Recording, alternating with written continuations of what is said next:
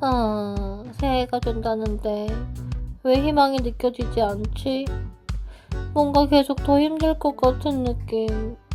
그래도 새해에는 내 삶이 조금 더 나아지고 발전하면 좋겠는데.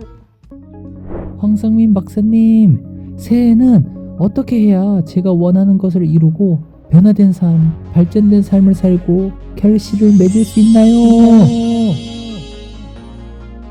새해에 성공적인 삶을 만들기 위해 황상민 박사님의 통찰력 넘치는 조언이 필요하다고요? WPI 상담 코칭 전문가 초급 과정 워크숍에 참여해보세요. 황상민 박사님에게 1대1로 자신의 삶의 고민에 대한 조언도 얻고 WPI 성격 이론에 대해서도 배우는 일거양득의 시간이 될 것입니다. 초급 과정 워크숍에서 WPI에 대해서 배우면 자신에 대해 더 정확히 알게 될 뿐만 아니라 주변 사람들에 대해서도 이해할 수 있습니다. 지피지기 백전백승.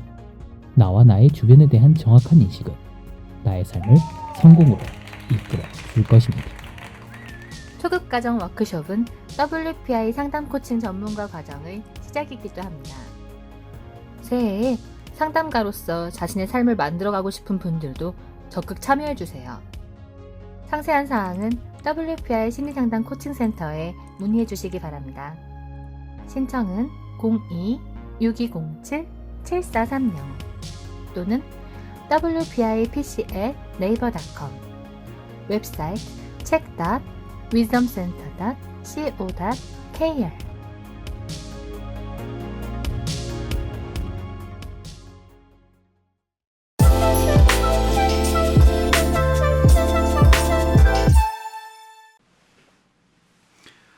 안녕하세요 여러분. 황상민의 심리상담소 황상민TV 시작하겠습니다. 이전 에피소드에 어떤 분이 이런 댓글을 올렸어요. 로맨이 아니어도 자신의 내공과 비법을 갖추기만 하면 카리스마를 갖출 수 있는 거죠. 자신의 내공과 비법이 있으면 카리스마가 생기는 거 아니냐. 사실 카리스마, 칼 막스 이런 식의 이야기를 하면서 카리스마에 대한 리더십 이런 거 많은 분들이 갈급합니다. 여러분 우리나라 대통령 중에서 카리스마가 있는 대통령 혹시 기억나시는 분 있으십니까? 그래서 살아있는 대통령 중에서 카리스마를 느끼기가 참 힘들거든요. 지도자 중에서. 근데 이제 살아있으면서도 독재 권력을 행사하는 사람들은 카리스마를 살아있어도 느끼게 돼요. 지금 우리 문재인 대통령 카리스마가 있다고 여러분 느껴지십니까? 네, 대답은 여러분 각자 혼자서 하세요. 안 그러면 또 여기서 싸움판이 되니까요. 그런데 분명한 것은 그 사람의 카리스마는 그 사람이 내공이라든지 그 사람만의 비법 이런 것이 느껴지면 카리스마는 생깁니다. 그러니까 로맨이 아니고 리얼이 됐든 휴먼이 됐든 아이디얼이 됐든 에이전트 그 사람의 내공과 비법이라는 것이 뚜렷이 있으면 그러면 그 내공이라는 것과 그 사람의 비법은 어떻게 해서 생겨납니까? 라는 이런 질문하겠죠. 그 질문은요. 그 사람이 학위를 아주 스카이 대학이나 번듯한 대학에서의 학위를 가지면 되지 않겠습니까? 또는 그 사람의 집안 배경이 빵빵하면 되지 않나요? 또 그 사람이 저쩌고 이런 이야기를 하는데 그 모든 것을 떠나서 그 사람이 인생에서 삶에서 어떤 역경과 어려움을 겪었고 또 거기에서 그 사람이 살아남았느냐 이것이 되게 많은 경우에 그 사람의 그리고 살아남을 때 찌질하게 살아남고 상당히 야비하게 살아남고 상당히 비참하게 살아남은 사람도 있지만 그거에 대해서 상당히 멋있게 살아남은 사람들인 경우에는 어떤 인간은 도망가가지고 살아남은 인간은 카리스마가 생기려고 하고 싶어도 생기기가 쉽지 않아요. 그렇지만은 본인이 감옥에서 내가 내 몸을 멋있게 만들었다 하면 없던 카리스마도 생기는 이런 게 되게 카리스마가 생기는 과정이죠. 옥중서신 이래가지고 자기의 간절한 마음을 보였다. 또는 뭐 삭풍이 몰아치는 만주벌판에서 내가 어쩌고저쩌고 이런 식의 그 사람의 영웅적인 스토리가 있으면 카리스마는 또 만들어지기도 하는 거죠. 그러다 보면 이제 우리 살아있는 분이 아니라 돌아가신 뭐 대통령 같으신 분들, 카리스마가 있다고 인정받는 분과 그러지 않은 분들 차이 벌써 여러분들이 생기는 거죠. 그래서 사실 우리가 리더십을 이야기하고 카리스마를 이야기할 때 살아있는 인간의 카리스마, 지금 예를 든다면 이 대통령 후보, 이 여당의 후보인 이재명 후보, 또 야당의 후보인 윤석열 후보, 나머지 떨거지 정당의 후보에 대해서는 언급조차 안 해요. 시간이 아까워서. 그러니까 이 두 사람만 딱 보면 여러분들 두 사람이 카리스마가 있다고 생각하십니까? 어떤 사람이 칼을 막 쓰는 사람이라고 생각하나요? 두 분 다 칼을 막 쓰는 사람이기 때문에 카리스마가 있지 않냐. 이게 이제 제가 학교 다닐 때 카리스마를 이야기할 때 그 카리스마의 개념을 이해가 안 되니까 칼 막 쓰는 놈, 이게 카리스마다. 이런 식으로 웃으면서 한 이야기 때문에 이제 이야기하는데, 사실 두 사람 다 칼 막 쓰는 모습을 열심히 보였는데 과연 그분들이 카리스마가 있다라고 볼 것인가 라는 거는 사실 지금 그분들이 다 카리스마는커녕 주어지는 칼도 제대로 못 쓰는 상황으로 처하게 되는 걸 보면서 참 갑갑한 이런 상황이 되는 거죠. 그런데 이제 내가 뭐만 있기만 하면 내 삶이 달라지거나 내 문제가 해결될 거라고 믿는 거는 뭐 꼭 카리스마뿐만 아니라 이 하다못해 집에서 애 키우는 엄마 같은 경우에 내가 우리 애가 앞으로 잘 키우고 우리 애가 잘 됐으면 좋겠는데 저는 사회성이 빵인 엄마라서 아이가 사회성이 없지 않을까요? 뭐 이런 식의 걱정을 하는 그 심리, 그 사연 여러분 자고 한번 보면 어떨까요? 그래서 여러분들은 사회성 0인 엄마라서 아이 친구를 못 만들어주고 있어요. 이거는 그 사람 지지라는 어떤 소심한 엄마의 이야기고, 이 내가 살아가는데 내 문제를 이해하거나 사회 현상을 이해하는데 별 도움이 안 된다라고 생각하시는 분은 뭐 안 들어도 되는데, 이거는 뭐 단순히 어떤 엄마의 자기 사회성 부족을 이야기하는 것이 아니라 어떤 인간이 자기가 가지고 있는 문제를 무엇이라고 보는가, 또 자기가 처해 있는 상황에서 어떤 문제를 가지고 고민하고 그걸 어떻게 해결할 수 있는가를 여러분들이 그 사람의 마음을 읽음으로써 해결할 수 있는 그 비법이 무엇인가를 여러분들이 간접적으로 학습할 수 있는 사례입니다. 그래서 우리 AI 아가씨의 이 낭낭한 목소리를 읽어주는 사연을 여러분들이 먼저 들어보시고, 제가 이 사연을 보내주신 분의 마음을 읽어줄 때 이분 당사자라면 스스로 자기 마음을 알게 됨으로써 자기의 문제를 어떻게 해결할 수 있는가에 대한 답을 찾을 수 있을 것이고, 여러분들이 누군가의 마음의 아픔의 사연을 통해 가지고 내 마음을 좀 더 이해할 수 있는 길을 또 여러분들이 찾을 수 있다는 것도 알려드릴 수 있는 거죠. 자, AI 아가씨 어디 계세요? 안녕하세요. 현재 14개월 된 아기를 키우고 있는 33살 전업주부입니다. 아기를 낳고 키우면서 많은 행복감과 동시에 힘듦도 느끼고 있는 나날입니다. 아기는 무탈하게 잘 크고 있고 잘 웃고 밥도 잘 먹고 잘 놀고 하여 아기에게 매우 고마운 생각도 많이 들고 있습니다. 남편이 말하길 부모의 역할은 생활의 필수적인 것들을 해주는 것이다라는 말에 저도 그냥 놀고 먹고 자는 것만 잘해도 되는 거다 라고 생각은 하지만 저는 매일 늘 뭔지 모를 불안함을 가지고 있었던 것 같습니다. 일단 뭔가를 아기에게 해줘야 한다는 생각이 많이 듭니다. 때때로 강박적으로 아기를 웃게 해줘야 하고 무언가를 가르쳐줘야 하고 재미있게 해줘야 한다는 생각이 듭니다. 특히 교육적인 것과 사회적인 관계를 맺는 것이 어릴 때부터 되면 좋겠다라는 생각이 들어 이것저것 아기에게 시켜보자고 남편과 상의를 합니다.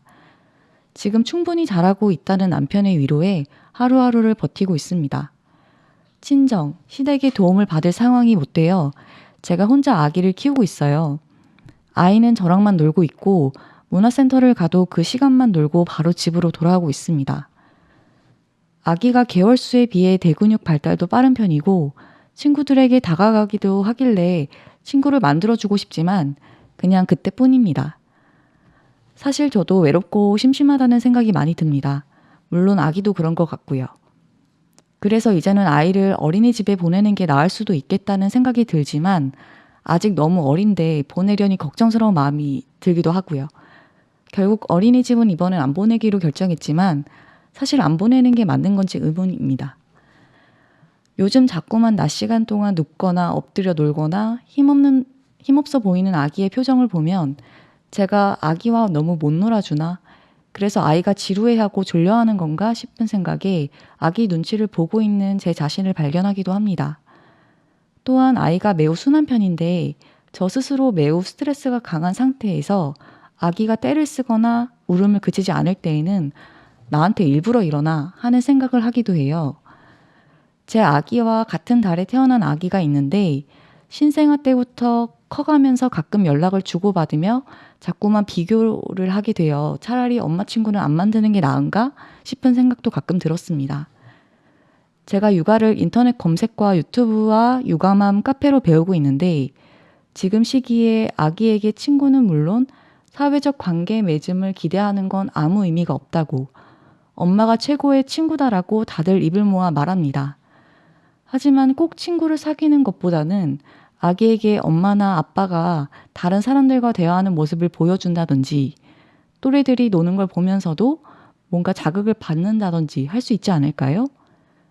제가 사회성이 부족해 아기도 그렇게 될까봐 걱정하는 제 생각을 아기에게 적용하는 건지 조금 괴롭습니다.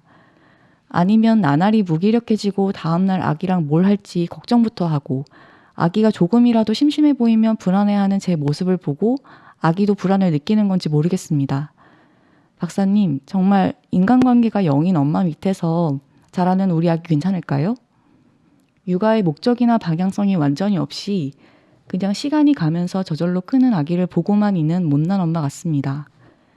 저 같은 유형의 엄마들에게 한 줄기 빛 같은 육아의 방향을 조금이나마 제시해 주실 수 있을까요? 네, 아이고, 이분 마지막으로 참 중요한 질문을 해주셨네요. 박사님, 정말 인간관계가 0인 엄마 밑에서 자라는 우리 아기 괜찮을까요?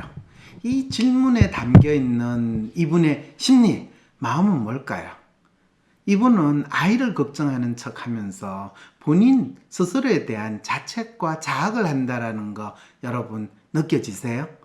그 다음에 육아의 목적이나 방향성이 완전히 없어 그냥 시간이 가면서 저절로 크는 아기를 보고만 있는 못난 엄마 같습니다.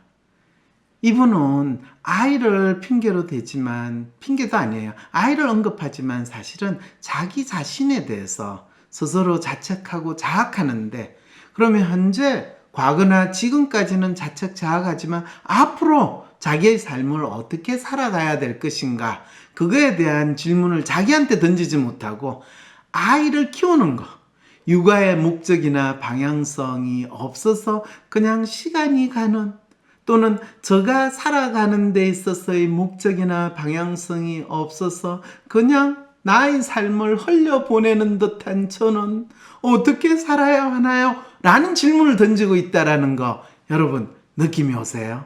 그러면서 저 같은 유형의 엄마들에게 한 줄기 빛 같은 육아의 방향을 조금이나마 제시해 줄 수 있을까요? 라고 이야기하는데 육아라는 거는 핑계고요.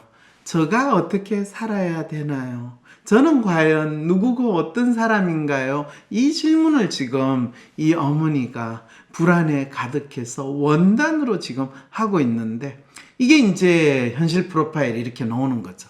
로맨 매뉴얼의 원단으로 그냥 현재 자기가 살고 있는 것이 불안하고 두렵기만 하고 내가 현재 하고 있는 일은 제대로 잘 못하는 것 같고 나로 인해 가지고 이 소중한 아기는 마치 인생에 큰 문제가 생길 것 같고 자 이런 분의 이 프로파일을 보면서 그게 다 읽히는데요. 그럼 이분한테 박사님이 한 줄기 빛과 같은 이야기를 해주면 되잖아요 라고 자책송이라고요? 네, 그러게요. 다른 사람이 부르는 거는 들을만한데 본인이 자기를 자책하는 이야기를 듣는 건요 엄청 괴로워요.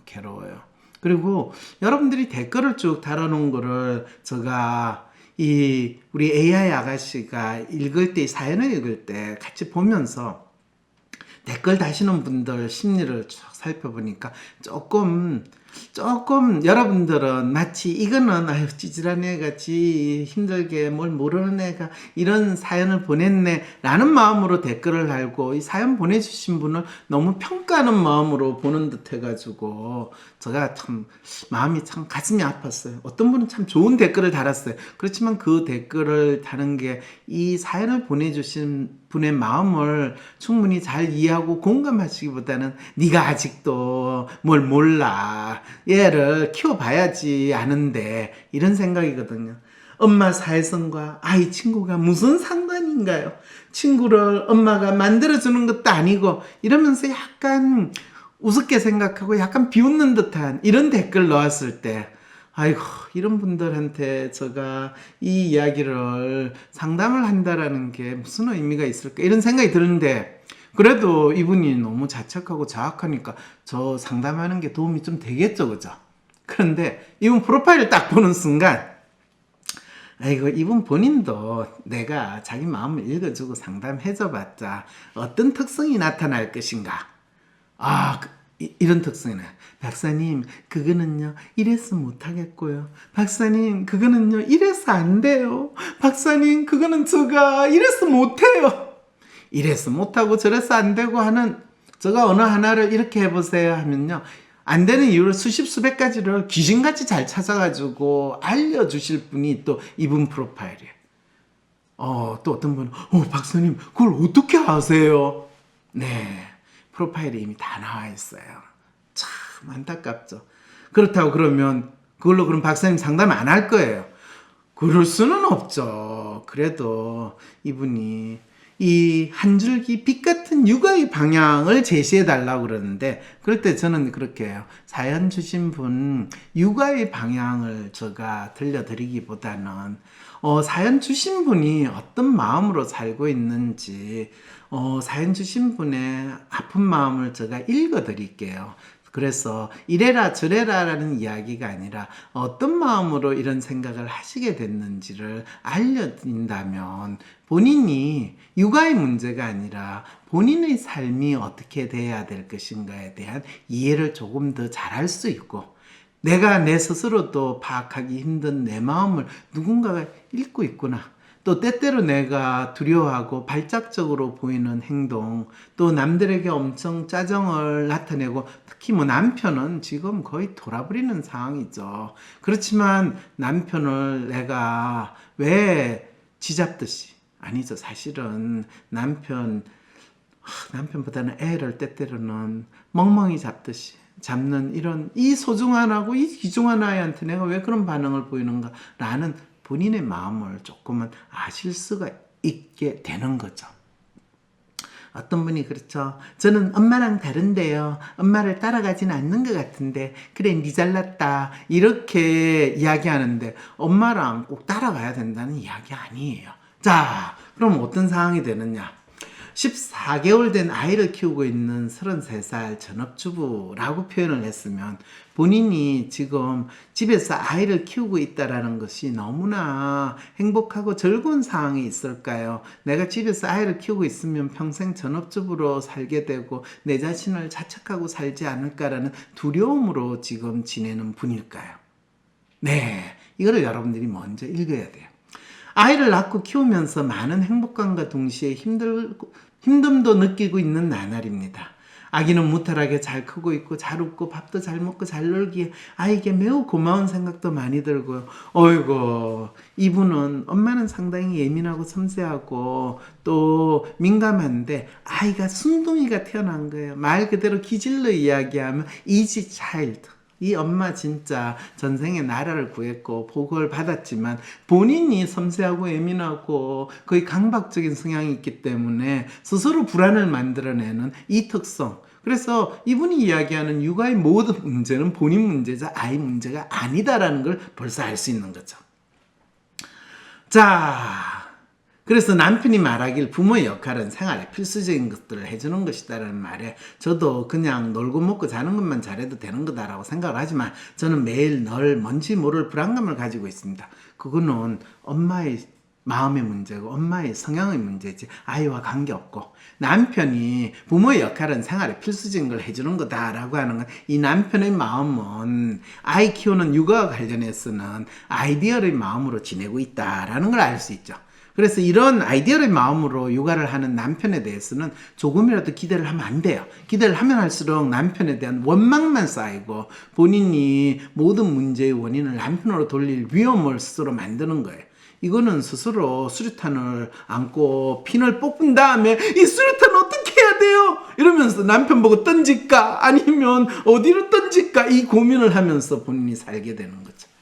그러다 보니까 본인은 어떤 생각을 했냐, 뭔가를 아이에게 해줘야 한다는 생각이 많이 든다는 거예요. 자, 핀을 뽑은 수류탄을 손에 들고 있으면 손에 들고 있어도 돼요, 안 돼요? 손에 들고 있어도 돼요. 적이 나타날 때 그 적이 던지면 되지. 이거를 빨리 핀을 뽑았으니까 무조건 던져야 돼. 아니에요. 핀을 뽑아도 내가 그 수류탄을 잡고 있는 한은 수류탄은 스스로 뜯지 않나요? 시한폭탄과 수류탄은 달라요. 이거를 먼저 알아야 되거든. 첫 아이라 잘 키워야 한다는 부담감, 지금 그 부담감을 본인이 안 늘어도 애가 잘 크고 있는데 그래도 첫 아이니까 내가 더 잘 키워야 돼. 뭘 더 잘 키워? 이게 더 자기 마음이라는 거예요. 자, 때때로 강박적으로 아기를 웃게 해줘야 하고 뭔가를 가르쳐야 하고 재밌게 해줘야 된다는 생각이 드는 거죠. 이 강박은 내가 수류탄에 핀을 뽑았기 때문에 던져야 된다는 강박증하고 똑같아라고 하면 비유가 되나요? 아이고, 여러분들이 수류탄을 들어보고 핀을 뽑고 그때 느끼는 그 두려움과 공포심을 경험을 안 해봤기 때문에 모르는데, 제가 군대에서 장교 훈련을 받았을 때 그걸 해봤다는 거 아니에요. 와, 그럴 때 분명히 머리로는 들고 있으면 돼. 그런데 빨리 이걸 던져야 된다는 그 강박증. 와, 진짜 40년도 더 된 시간인데도 아직도 그게 생생하게 있다면 그게 얼마나 웃기는 상황인지 여러분 아시겠죠? 특히 교육적인 것과 사회적인 관계를 맺는 것이 어릴 때부터 되면 좋을 것 같다는 생각이 미쳤어요. 지금 돌 갓지난 것 때 무슨 놈의 교육적인 거 사회적인 관계를 생각해요. 이거는요, 애가 초등학교 졸업할 무렵 그쯤에 생각해도 충분히 괜찮거든. 그 전까지는 보통 초등학교 그까지 기다릴 수 없으면 4, 5학년 될 때까지 엄마는 아이와 함께 그냥 즐기기만 하면 돼요. 아이가 있는 그대로. 아이한테 뭘 가르쳐줄 생각도 할 필요도 없는데 많은 엄마들은 2살, 3살만 되면 가르쳐야 된다고. 저한테 그런 아이를 이제 2살, 3살인데 우리 아이를 어떤 어린이집에 보내면 좋을까요? 이 아이가 어린이집을 다니기를 힘들어하고 늘 우는데 그러면 유치원을 보내야 되나요? 이런 문제를 가지고 상담하러 오시는 어머니들 참 있으시거든요. 우리 아이가 ADHD인 것 같아요. 몇 살인데요? 4살요. 이 엄마가 진짜 지금 돌아버렸나 이 생각까지 드는데, 아니 정신과에 갔더니 3살 4살 되는 애를 보고 ADHD라고 진단을 했대요. 그래서 그런 어머니들이 무슨 전집 뭘 책도 사고 교육 프로그램도 하고 그거를 미친 듯이 몇백만 원짜리도 사는 게 3살 4살 되는 아이 엄마들이 사는 걸 보면서, 야, 진짜 이분들이 전부 다 수류탄 하나씩 손에 들고 있구나. 어떤 분은 핀을 뺀 분도 있고 핀이 꽂혀있는 수류탄을 들고 있으면서 폭발할 것 같아요. 핀 안 빼고 핀 거기 있잖아요. 그런 경우엔 폭발 안 해요 라고 해도 안 믿어요. 네, 이것저것 아기에게 시켜보자고 남편과 상의를 합니다. 지금 충분히 잘하고 있다는 남편의 위로에 하루하루를 버티고 있는데 이 남편은 그래도 조금 현명하네요. 네, 아이디얼리스트라서 그럴 거라고요? 아니에요. 돈이 안 나가야 되기 때문에 리얼리스트라도 얼마든지 이렇게 응답할 수 있어요. 친정 시댁의 도움을 받을 상황이 못 되어 제가 혼자 아기를 키우고 있습니다. 혼자 잘 키우고 있구만. 그래서 하느님이 복을 줘서 순한 아이를 줬는데 아이는 저랑만 놀고 있고 문화센터를 가도 그 시간만 놀고 바로 집으로 돌아오고 있어. 그렇죠. 아이랑 문화센터로 갔으면 아이가 문화센터 끝난 다음에 쇼핑몰을 돌아다니면서 뭐 쇼핑할 것도 아니고 집으로 와야지 뭘 해요. 참나. 그러니까 문제가 아닌 걸 문제로 만들고 싶어하는 이 엄마의 마음도 우리는 이해를 해줘야 되죠.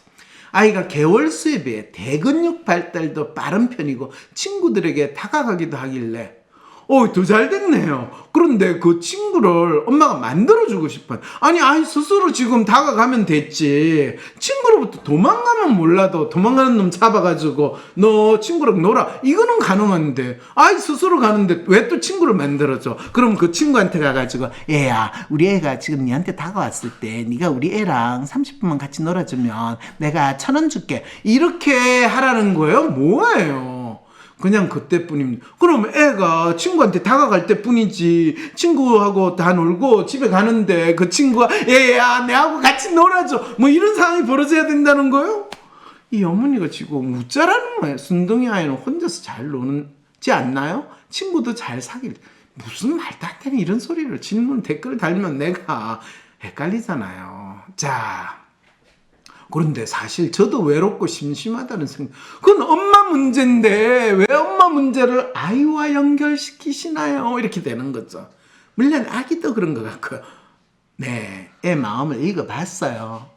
네, 엄마의 문제는요, 지 마음이 우리 애 문제일 거야 이렇게 착각하는 데서 모두 문제가 일어나는데, 사실은 로맨 매뉴얼 분이 가지는 가장 큰 안타까움은 지 마음을 본인이 있는 그대로 읽기를 두려워하니까 내 마음이 모든 사람들의 마음이야 이런 착각을 하는 데서 삶의 안타까움이 생기는 거죠. 이건 아기 집착 아니에요.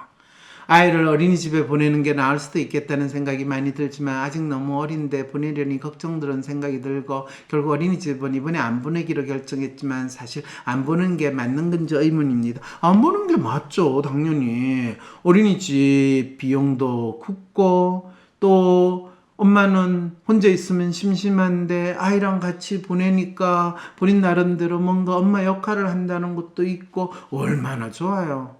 요즘 자꾸만 낮 시간 동안 눕거나 엎드려 놀거나 힘없어 보이는 아기의 표정을 보면 제가 아기와 너무 못 놀아주나, 그래서 아이가 지루해하고 졸리는 건가 싶은 생각에 아기 눈치를 보고 있는 제 자신을 발견하게 됩니다. 엄마가요, 낮 시간 동안에 눕고 있거나 힘이 없이 있는 얼굴 표정을 보이고 심심하다, 애랑 혼자 지내는 이 삶은 너무 심심해 이런 생각이 들면 그 표정은 아기 표정이 아니라 엄마 표정을 아기가 따라한다라는 거 혹시 생각해 보셨어요? 대개 돌 전후 지내서 3살 정도 될 때까지 아이의 가장 좋은 표정 흉내 놀이의 대상이 엄마라는 사실을 아셔야 됩니다. 그리고 아이는 그것이 아이한테는 되게 중요한 학습이에요. 자기 주위에 있는 사람들의 얼굴 표정을 따라하고 또 그걸 보이는 거예요. 또한 아이가 매우 순한 편인데 저 스스로 매우 스트레스가 강한 상태에서 아이가 떼를 쓰거나 울음을 그치지 않을 때는 나한테 일부러 그러나 하는 생각을 하는데, 일부러 그런 게 아니라 엄마가 스트레스가 있는 거를 따라하는 놀라운 따라쟁이라는 거. 아이는 자기 주위에 있는 사람들을 따라하면서 세상 사람들에 대해서 배운다는 사실, 이거 발달 심리학의 가장 기본인데 이 엄마는 그런 거에 대해서 안 배우셨나 봐. 제 아이와 같은 달에 태어난 아기가 있는데 신생아 때부터 커가면서 가끔 연락을 주고받으며 자꾸만 비교를 하게 돼요. 차라리 엄마 친구는 안 만드는 게 나은가 싶은 생각도 가끔 들었습니다. 이게 이제 로맨 매뉴얼 엄마들이 가지는 가장 큰 문제인데요. 자기 자신을 있는 그대로 보기보다는 항상 누군가와 비교하면서 어떤 외부의 절대적인 기준에 맞춰야 돼. 거기에서 벗어나면 내가 잘못 사는 거고 내가 뭔가 잘못하는 거야. 그 외부의 절대적인 기준이라는 걸 나타내는 게 본인이 통념적으로 가지고 있거나 주변에 있는 다른 사람들이 이래야 돼 라고 믿는 그런 내용들이 되는 거죠. 제가 육아를 인터넷 검색과 유튜브와 육아 맘카페로 배우고 있는데, 지금 시기에 아기에게 친구는 물론 사회적 관계 맺음을 기대하는 건 아무 의미가 없다고 엄마가 최고의 친구다라고 다들 입을 모아 말합니다. 알겠죠? 사실이에요. 하지만 꼭 친구를 사귀는 것보다는 아기에게 엄마나 아빠가 다른 사람들과 대하는 모습을 보여준다든지 또래들이 노는 걸 보면서 뭔가 자극을 받는다든지 할 수 있지 않을까요? 네, 할 수 있어요. 아이가 국어만 배우는 게 아니라 영어도 배우고 수학도 배우고 탐구 생활 그런 과목이 있나요? 아니죠. 지구과 생물도 배워야 되는 거 맞잖아요. 맞죠. 그거는 지가 필요할 때 배우면 되지. 왜 엄마가 아빠가 미리 그걸 배우라고 이야기를 해주는 건가요? 네, 이렇게 되는 거죠. 그렇죠. 로맨 매뉴얼은 공주님이고 공주로 하는데 공주님한테 우리가 가장 중요한 건 공주님 어떤 달을 가지기를 원하세요? 라고 물어보는 거예요. 공주가 달을 가지고 싶어야 한다고 해서 무조건 달에 우주선을 보내가지고 그 달을 따와야 되는 거 아니거든요. 네. 그래서 본인 생각을 아기에게 적용하는 건지, 네, 그렇습니다. 그래서 조금 괴롭죠. 스스로 자책하고 자학하니까 괴로운 거죠. 아니면 날로 무기력해지고 그 다음날 아기랑 뭘 할지 걱정부터 하고 아기가 조금이라도 심심해 보이면 불안해하는 제 모습을 보고 아기가 또 불안을 느끼는 건지 모르겠습니다. 네, 아기도 그렇게 불안을 느낀답니다. 그렇죠. 그래서 박사님, 정말 인간관계가 0인 엄마 밑에서 자라는 우리 아기 괜찮을까요? 아기는 괜찮아요. 아기가 가장 중요하게 맺는, 우리 보통 그런 이야기 많이 하잖아요. 아이가 태어나서 가장 먼저 맺는 인간관계는 엄마와의 관계다.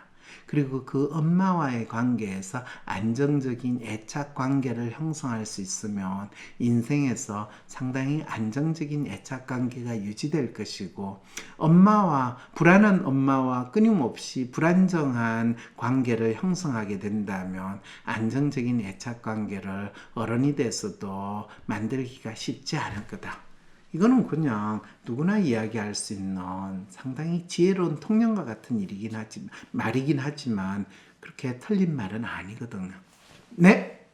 여러분, 이제 이분이 가지고 있는 고민이나 문제 충분히 이해가 되시나요? WPI 심리상담 코칭센터에서 WPI를 활용하여 학생들을 지도할 수 있는 교사 맞춤 WPI 연수를 준비했습니다. 학생 지도에 WPI가 활용된다고요? 그럼 너무 좋겠다. 학생 지도에만 WPI가 사용됩니까?